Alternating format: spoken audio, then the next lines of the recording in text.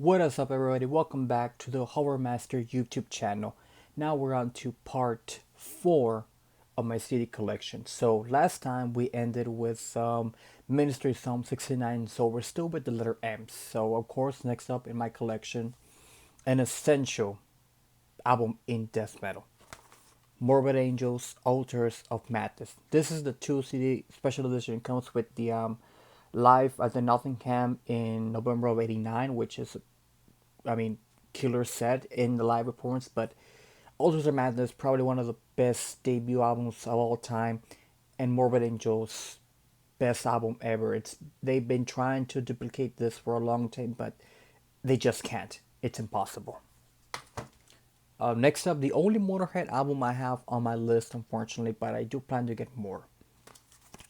Aftershock, an album that really a lot of people don't talk about because a lot of people lose like almost like the Ace of Spades, Overkill, Orgasmatron, and so forth. But this is a killer album. If you go deep into Motorhead's discography, you'll fucking love it. It's fucking good old classic rock and roll. As Lemmy once said, it's nothing but rock and roll. Next up, we're going to some My Dying Bride. Probably my favorite out of the Peaceful 3, that being My Dying Bride, Anathema, and Paradise Lost. So we have here probably their most famous album, the album that kind of made them into stardom. Turn Loose the Swans, top 10, maybe top 5 Death Doom albums of all time. This, if it's slow yet depressing, and Aaron's vocals are so haunting that you don't know if he's singing in a sad way or depressing way or even angry. There are moments that he sings calmly and then seems super angry. But if you have not yet listened to My Dying Bride, this is one of the albums to go to. And then we move forward in time, and I have probably for a long time this was my favorite My Dying Bride album, Like God to the Sun. For this album, Aaron kind of didn't stop doing the growls and just sang traditionally, which it was a transition period, but it gave more variety because it kind of went a bit more gothic metal, which to their credit they were kind of in a way gothic metal there around there. But October '96, this album hits, and it gave us great hits, like for example For My Fallen Angel. What a beautiful track to end the album. A Kiss to Remember, For You. My God, the music video For You is so beautiful, especially Aaron's uh, way of storytelling the song of it. But it one of my favorite of My Dying Bride. And last but not least, for My Dying Bride, I have the latest album, The Ghost of Orion.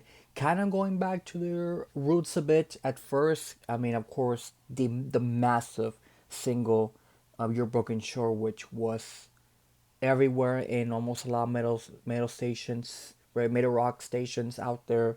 But if you go more deep into the album, you have songs like The Solace, To Outlive the Gods, Tired of Tears, which is probably one of the most depressing songs out of the entire album because it deals with Aaron's daughter fighting cancer, which, Aaron has got on record that he sometimes tries to find ways to express himself in other ways without, drinking or doing drugs. And this song was the only way to express himself, and he will probably never sing it live, which for good.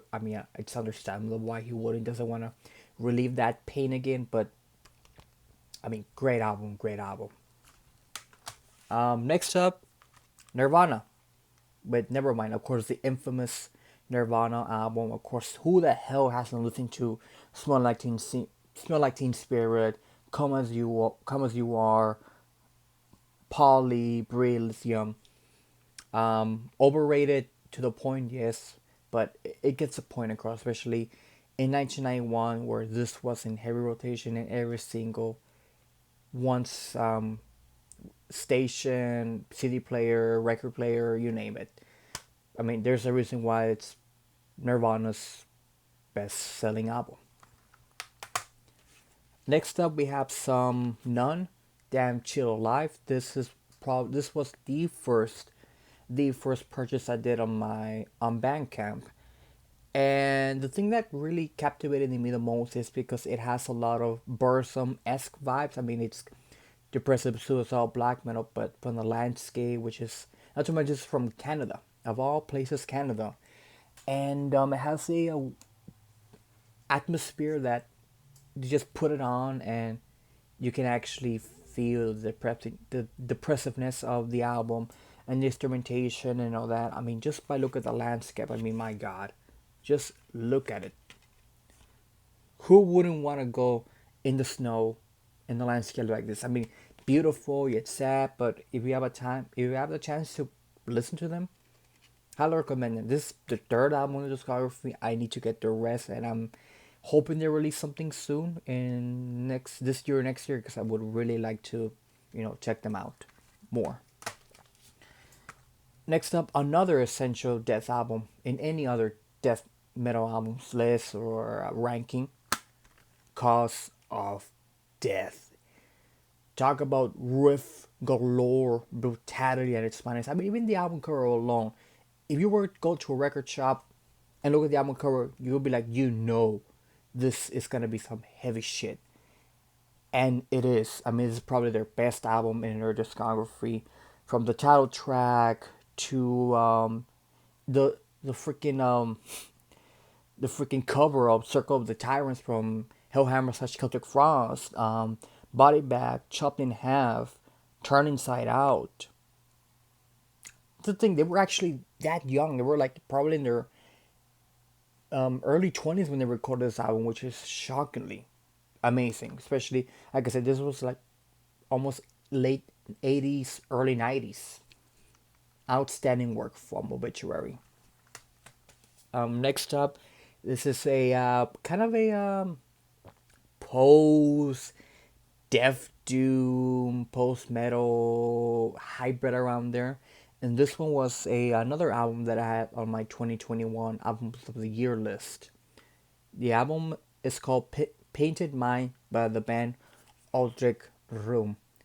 The best way I can describe this album is Pink Floyd on acid times 1,000, because especially if you look at the music videos that they have released from the album, if you see all the music videos, it combines into a story, but the imagery of the music videos is kind of like you've gone to a really, really fucked up acid trip and you don't know if you're gonna die.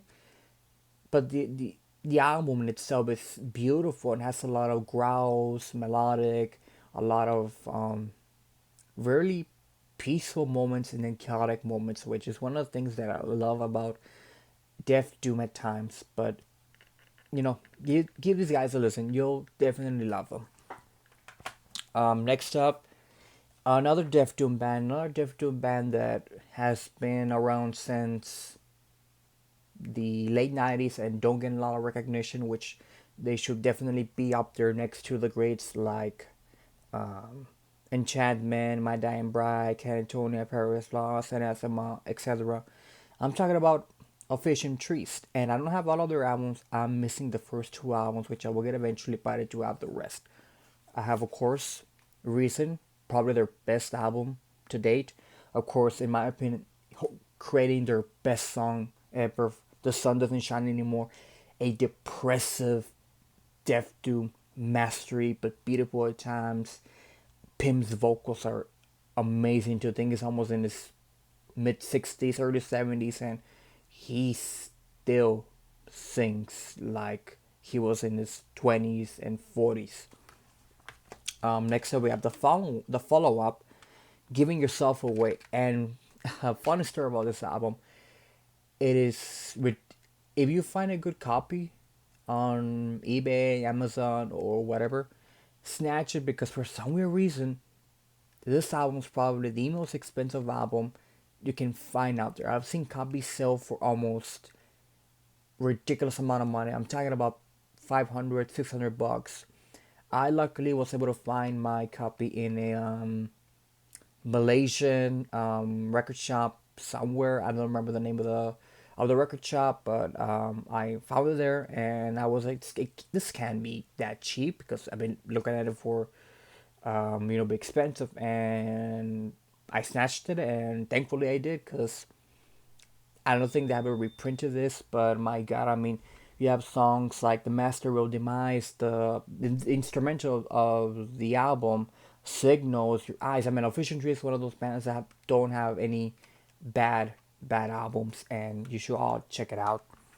And then next we have the follow up, Motorhead, um, which again another great Official Trees album, and probably has one of the most memorable songs in a long time. From "You Fall from Grace," "You're Heaven My Underworld," "Like Atlas," "To the Gallows." Great Death Doom albums. Again, Official Trees, one of those bands that should be recognized a bit more for the majesty and influence they've had on Death Doom bands, especially me. Probably I have them probably my top five Death Doom bands of all time. And then of course I have the last album, which is the latest album, came out in 2019, The Death of Gaia. Again, nothing bad about Official Trees. They have amazing Death Doom albums, which again, more people should know about these guys and give them more credit for credit is due. But in this album, they take it more beautiful. I mean, from the album cover, which is the portrayal of the goddess Gaia. But inside, I mean, the endless night, world in flames, the guilt, just smoke and mirrors. I mean, talk about majesty at its finest. Next up, this was another one that I had in my 2020, my 2019 or 2020 almost of the year. This was the runner-up on Doors and Lane by Strenos, another Death Doom band that really doesn't get a lot of recognition, and progressive Death Doom, if I can even call it like that. But from the Song of Sirens to Cosmic Sirens to Missiles to the ending of the album Odysseia, a progressive mastery, especially have, not to mention that there's some lyrics in Greek, especially the female vocals are in Greek, give that little identity to the album and to the band, because they're from Greece, and of course the album cover you can kind of tell it's from some ancient Greek, and all that. But give these guys a listen. Next up, of course, Opeth with the Majesty Blackwater Park. What more can I say about Blackwater Park that hasn't been said already? I mean, Bleak, Harvest, The Funeral Portrait, the title track. Fucking amazing. Of course, now we're getting to some Ozzy. Of course, we have the infamous Blizzard of Oz. It's the debut of Ozzy Osbourne, of course, and the legendary Randy Rhoads got Red Soul. I don't know, Crazy Train, Goodbye to Romance, Mr. Crowley, my God, probably my favorite song of the Ozzy era. Revelation, No Mother Earth. What more can you want from Ozzy? Fucking hell, Ozzy. And then of course we have Bark of the Moon, another album that a lot of people don't really get into for some weird reason, but I think it's a great album. From the title track to Rock and Roll Rebel, Slow Down, even You're No Different, which is one of the best ballads Ozzy has ever written. I don't know why people don't get this album more listened to, which is stupid if people don't, but give him a listen, please. And then, of course, the latest and probably his last album, depending on how it goes. I hope it's not, but if it is, I think it's a perfect way to go. Ordinary Man. Um, Talk about one of the most sad albums in his career, because, like I said, we don't know if this will be the last one, and you can kind of tell it could be the last one from the lyrics. I mean, from the title track, Ordinary Man, and then having Elton John, you know, sing with him the lyrics. It's sad but beautiful. Kind of like a whole, kind of like Johnny Cash's "Hurt." That's the same vibe I get from listen to the title track. But going deep down, I mean, Holy for Tonight, Scared Little Green Man, Under the Graveyard. Even the songs that he has with Post Malone, even though I'm not a Post Malone guy, I can appreciate for what Ozzy wanted to do. But I mean, this is a perfect way for Ozzy to go. And if he does create a new album, I'm definitely gonna check that out if he ever does. Now we're getting some Paradise Lost. Of course, I've talked about Anathema and My Dying Bride, and of course I had the last one of the Peacefield 3. And we have here the debut Lost Paradise, which a lot of people think it's better than Gothic, even though I think Gothic's a bit better, but this is a bit more straight off death metal, but again has a lot of Death Doom influence. I mean that album cover is one of the best album covers they've ever done. But I mean, from Frozen Illusion to Our Savior to Rotting Misery to the title track, I mean, One More King and One from Paradise Lost. But to me, my favorite and probably their best album ever, of course, is the legendary Gothic. A kind of influencing Gothic metal as well, and I like the fact that this edition I have has both the CD and has a DVD of the Lost Tapes shows, which it's kind of awesome that they kind of do that at times, add a little bit of extra stuff to the album. But I mean, my God, it's just look at that album cover in the back. Come on, it's fucking amazing. Top 5, top 10 Death Doom albums of all time. And the last for Paradise Lost that I have probably one of the most beloved albums they've had in a long time. Draconian Times.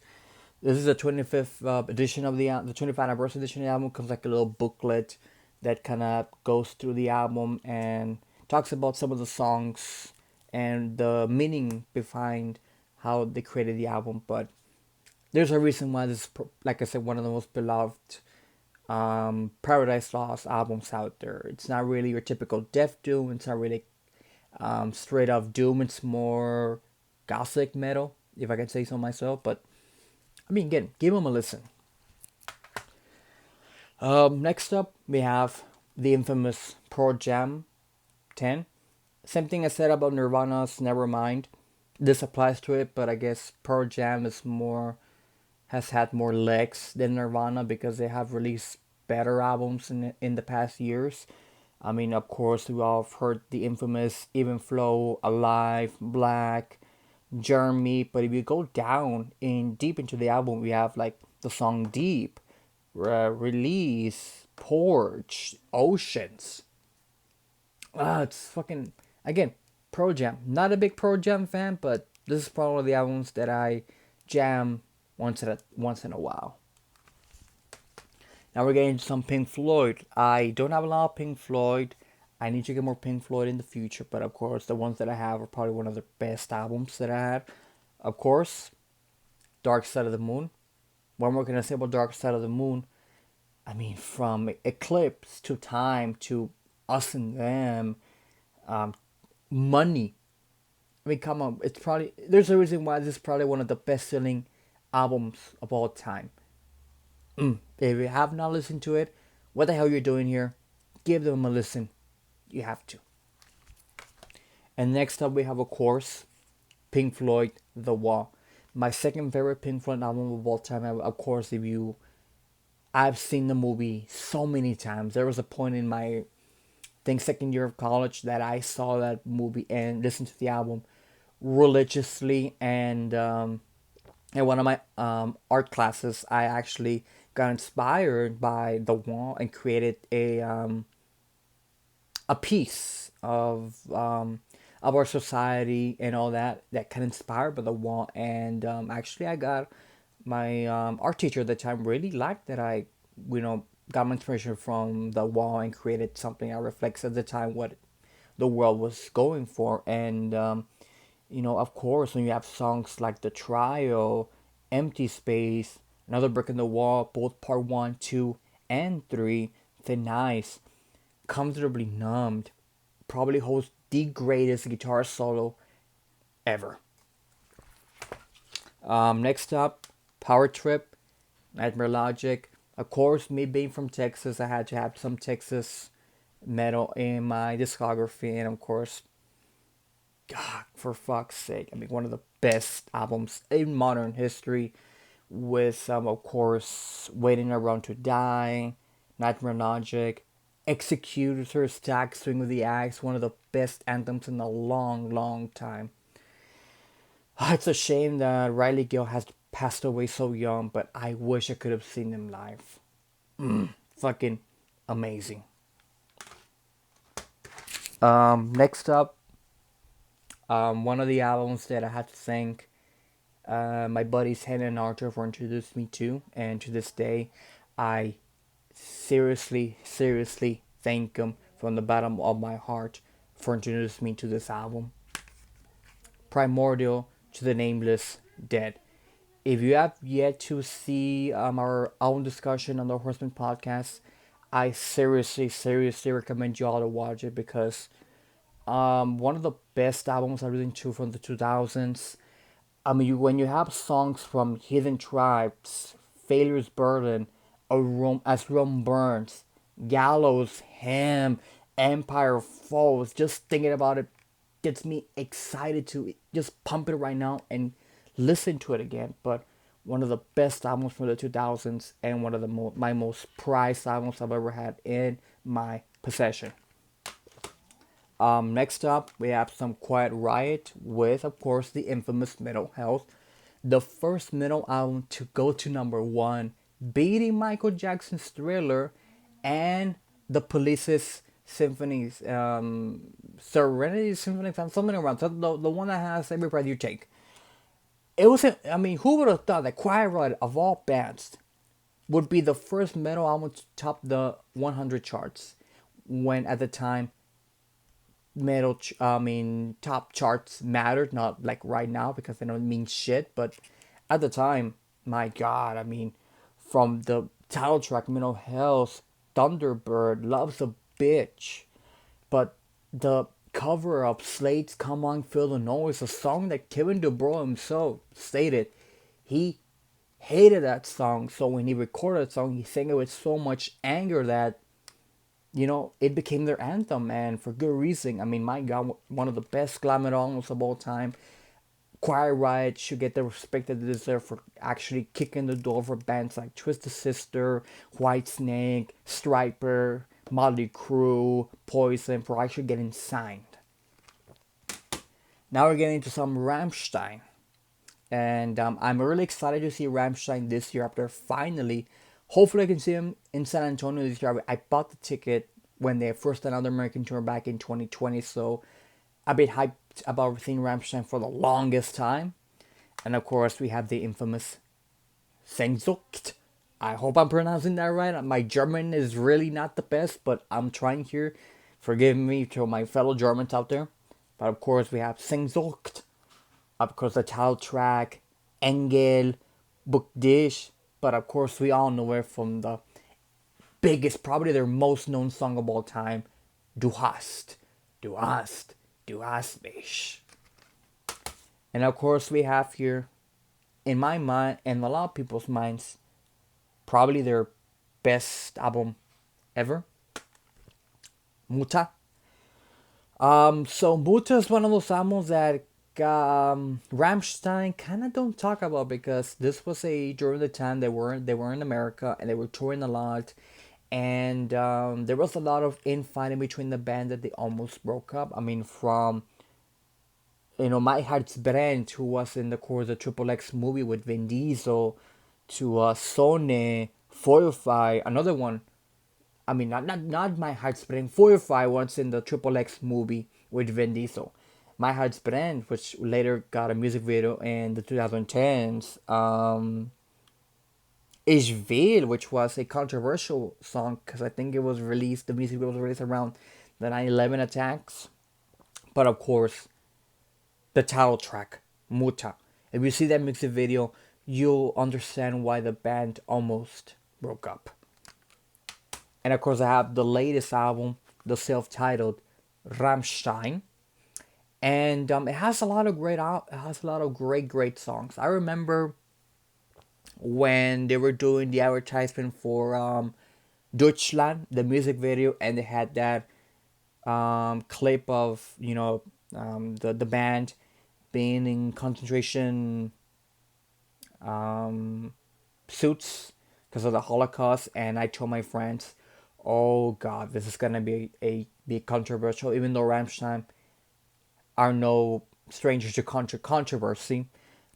But my first thought was like, oh my god, they're gonna get backlash because of this. And once you watch start the music video, you understand why they did that for the song Deutschland, telling the history of Germany, again Deutschland. But if you go down into the album, you get some amazing songs from Six, Popeye, Auslander, Tattoo, Wade Wag. My God, it's probably one of the best bangers in a while. Next up, we have a bit of an oddity. This is probably the oddest album I've have ever in my entire collection. The album is called Re 123 Plus with the album Maggie or Maggie. I don't know what to pronounce it, but um, kind of a weird album because I can't tell you what it really is. From listening to it, it has some post metal, some doom, some black. It's just a weird album, but it's an amazing album to listen to if you want to give go a shot in the dark with a band or an album. This is the one that I recommend you all to listen to, and let me know in the comments what you think of it. Next up, we have a couple of albums from the same band. This is the band from called Rise to the Sky. This is a one man Death Doom project from Chile, which from my good buddy Sergio. So greetings Sergio if you're ever watching this. So I have some of his albums. Of course, I have Death Will Not Keep Us Apart, a kind of a concept album of this couple who is trying to survive the end of the world, and they're trying to climb this mountain to, I guess, survive and not get killed by, floods and animals and Mother Nature. But one of them unfortunately can't climb the mountain, so the man decides to die with his beloved together in the ground, which is a tragic yet kind of Romeo and Juliet story, which it's a great album. And of course, we have the two albums he released last year. Yes, two albums, which is unknown for bands or even one man projects to release two albums in the same year. Of course, we have here Let Me Drown With You and Percepcia de Astra. I mean, it's Death Doom, melodic Death Doom, One More King, One from Death Doom. I love Death Doom, and I love Rise to the Sky, so everything that Sergio releases, I will instantly love it. And especially his upcoming black metal project, which they should release something pretty soon or something around there. I'm not sure, but check out Rise to the Skies Instagram or Facebook to get more updates. But one man project Death Doom albums, fucking amazing. Next up, probably the most in my mind, one of the most what's the perfect word I can say this, uncomfortable albums I've ever listened to in my life. Shining Homestead with Homestead 5. Again, suicidal 100% black metal, and there's some moments in this album that make me think, what the fuck did I decide to listen to this album? To the point from crying to just uncomfortableness. And I wish I could show you what's inside the album from the lyrics, but I feel if I show it, I might get this video might get taken down. So if you want to know what's inside the album, just Google it at your own risk. But the music in this is amazing, out of this world. Just again, it's not for the faint of heart. It's not for somebody who wants to listen to. You have to be pretty dedicated to what you're about to listen. Of course, we have the infamous Skid Row self-titled debut Skid Row. I mean, Sebastian Bach, one of the best vocalists of the time. When you have songs like Sweet Little Sister, Piece of Me, 18 and Alive. I Remember You. Those two songs are some of the best anthems, especially when I turned 18. 18 and Alive, I was like, you know what? I'm 18. Fuck you. I can do whatever the hell I want. And of course, I Remember You more of a ballad-esque. But of course, if you go more into the album, Here I Am, Making a Mess, Youth Gone Wild, another anthem. Great album. Now I get into some Slayer. Fucking Slayer. And of course, you gotta have Rain in Blood.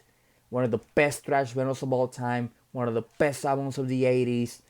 When you have an album open with Angel of Death. Angel of Death. What more can I say about Angel of Death that hasn't been said before? But of course, that's not all. You have songs like Altar to Sacrifice, Jesus Saves, Reborn, Epic, Postmortem, Rain in Blood, my god. Fucking Slayer. And of course I have God Hates Us All. With the original album cover, which later got taken down after the 9/11 attacks, because this album actually came out on 9/11. Coincidence? Maybe, maybe not. But a lot of people really don't like this album, and I don't understand why. I mean, there's some good tracks from, of course, Disciple, the infamous God Hates Us All, God Hates Us All, Warzone, Here Comes the Pain, Exile, Seven Faces. Give God Hates Us All a bit of a more respect and give them a listen. We're almost done, people. 3 more albums. Slipknot, the infamous debut, self-titled Slipknot. I got more Slipknot because when I found out that Jordison passed away, I realized I didn't have any Slipknot albums, and I kicked myself in the ass, and I bought a couple of Slipknot albums. Of course, probably one of their best, from Eyelist, Sick, Wait and Bleed, Spit It Out, classic, new metal, if we can even consider them new. I mean, yeah, they were kind of new metal. Later on, they kind of moved away from new metal. But I mean, if you ever see this album with 9 guys dressed in different masks, you'll be fucking horrified, or you'll be like, "Fuck yeah!" Of course, we have Iowa, probably their heaviest album ever. From People Equal Shit to My Plague to the Heretic Anthem. If you're 555, then I'm 666. Sick Treatment to the title track. I've had a lot of my friends see Slipknot live, and they always say that's one of the best albums they've ever done. One of the best, not albums, one of the best concerts they've ever gone to, and I hope I can see Slipknot live one of these days. I hope to God, so, we'll see how it goes. And last but certainly not least, the final album of this video, and it was a Christmas gift I got a year ago from my buddy Levi, and a two comparison, not really two comparison, but 2 albums in one. Sodom, In the Sign of Evil EP, and of course, Obsessed by Cruelty. This is probably one of my favorite Sodom albums, next to something from Agent Orange. I mean, it's Sodom. Blame maybe for kind of saying they were quote unquote black metal, which I can see why people think it's black metal, but it's not really black metal. It was just pure on thrash. But if you've not heard of Sodom, listen to both the EP and of course Obsessed by Cruelty. And that does it for this video. I hope you guys enjoyed. Don't forget to like, comment, subscribe, and stay tuned for part 5, the last part of this entire journey we've been going through. And I'll see you guys in the next one. Stay metal.